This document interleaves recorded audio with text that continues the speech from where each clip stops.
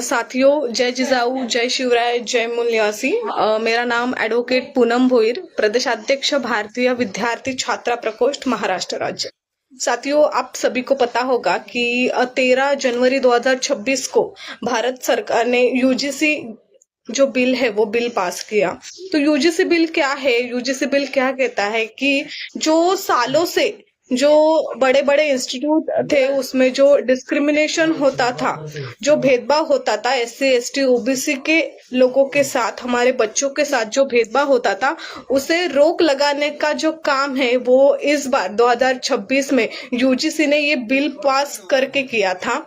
But क्या हुआ कि 13 जनवरी 2026 को ये बिल पास हुआ और उसके 6 दिन बाद ही मतलब 19 जनवरी 2026 को इस बिल के ऊपर सुप्रीम कोर्ट ने स्टे लाया। मतलब ऐसा क्या हुआ कि सुप्रीम कोर्ट ने इतने 6 दिन में ही मतलब इतने फास्ट में एक्शन लेके उसके ऊपर स्टे लाया। तो पहली बार ये जो यूनिवर्सिटी ग्रैंड कमीशन है, इसने पहली बार आजादी के 75 साल के बाद हमारे बच्चों के लिए, हमारे एससी एसटी ओबीसी के बच्चों के लिए, उनके हक अधिकार के लिए कुछ अच्छा करने के लिए सोचा। उसके ऊपर भी इस मनुवादी सरकार का जो लोग सुप्रीम कोर्ट में बैठे हैं, उन लोगों ने उसके ऊपर स्टे लाने का काम किया। तो इसमें ये जो बिल में एक ऐसा कहा गया है कि एससी एसटी के साथ ओबीसी के बच्चों के साथ भी अगर डिस्क्रिमिनेशन होता है तो जो डिस्क्रिमिनेशन करने वाले लोग हैं या जो स्टूडेंट हैं उनके ऊपर कड़क कार्रवाई की जाएगी। अगर सोचा जाए तो 2012 में भी ये यूनिवर्सिटी ग्रांट कमीशन ने एक बिल पास किया था, बट उसके बाद वो बिल पास होने के बाद 2012 में कोई भी किसी भी ब्राह्मण वर्ग ने उसके खिलाफ उस एक्शन नहीं ली थी। तो 2026 में ऐसा क्या हुआ कि वो लोग सड़कों पर उतर रहे हैं। जो ब्राह्मण वर्ग है वो इस एक्ट को बंद करने के लिए, उसके ऊपर स्टे लाने के लिए, उसको रद्द करने के लिए रास्ते पे उतर रहे। क्यों? क्योंकि उसमें ओबीसी वर्ग इंक्लूड है। ओबीसी वर्ग का समावेश इस बार यूनिवर्सिटी ग्रांट कमीशन ने किया है और उसका जो कड़ी विरोध है वो इस देश के ये जो मनुवादी लोग हैं, ब्राह्मणवादी लोग हैं, वो लोग रास्ते पे उतर कर रहे।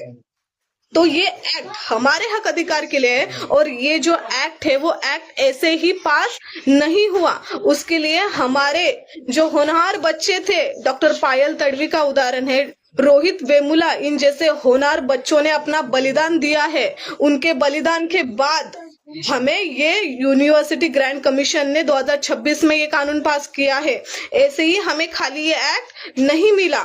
तो अगर इस एक्ट को हमें बनाए रखना होगा, इस बिल को हमें बनाए रखना होगा, तो भारत मुक्ति मोर्चा और राष्ट्रीय पिछड़ा वर्ग मोर्चा के द्वारा इस यूनिवर्सिटी ये जो यूजीसी ने जो बिल पास किया है वो बिल को तुरंत लागू किया जाए। इसके लिए 3 चरणों में आंदोलन किया जा रहा है और उसका जो तीसरा चरण है वो अभी 23 मार्च को हर जिला के डिस्ट्रिक्ट कलेक्टर पे हम लोग रैली प्रदर्शन कर रहे हैं, क्योंकि हमारा जो हक अधिकार है, जो यूजीसी ने बिल पास किया है, वो बिल हमें मिलना चाहिए और वो बिल जो है वो लागू होना चाहिए। क्योंकि ये फर्स्ट टाइम ऐसा हुआ है कि इस मनुवादी सरकार ने हमारे बारे में, हमारे बच्चों के बारे में आजादी के 75 सालों के बाद हमारे लिए कुछ करने का सोचा है। और इसका जो चौथा चरण है वो है कि यूजीसी बिल लागू करने के लिए भारत मुक्ति मोर्चा और राष्ट्रीय पिछड़ा वर्ग मोर्चा के माध्यम से पूरा भारत बंद किया जाने वाला है आने वाले 23 अप्रैल 2026 को।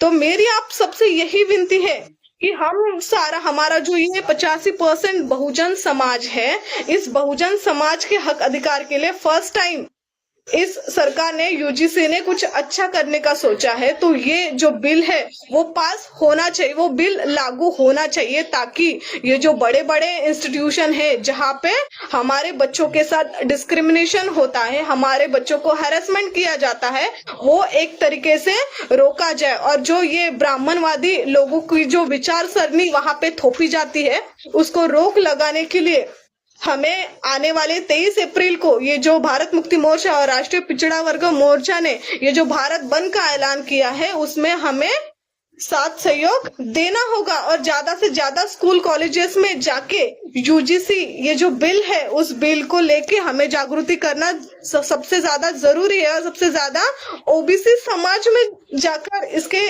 बारे में जागृति करना जरूरी है, क्योंकि अभी भी ओबीसी समाज हमारा सोया हुआ है और उस ओबीसी समाज को ये पता नहीं है। वो अभी भी सोच रहा है कि ये बिल एससी और एसटी के लिए ही है और रास्ते पे उतरने वाले जो लोग हैं वो एससी एसटी ही है। तो हमें ओबीसी वर्ग के बीच में जाके ये समझाना होगा कि बाबा ये जो बिल है वो सबसे ज्यादा महत्वपूर्ण, सबसे ज्यादा फायदेमंद हमारे ओबीसी समाज के लिए ही है।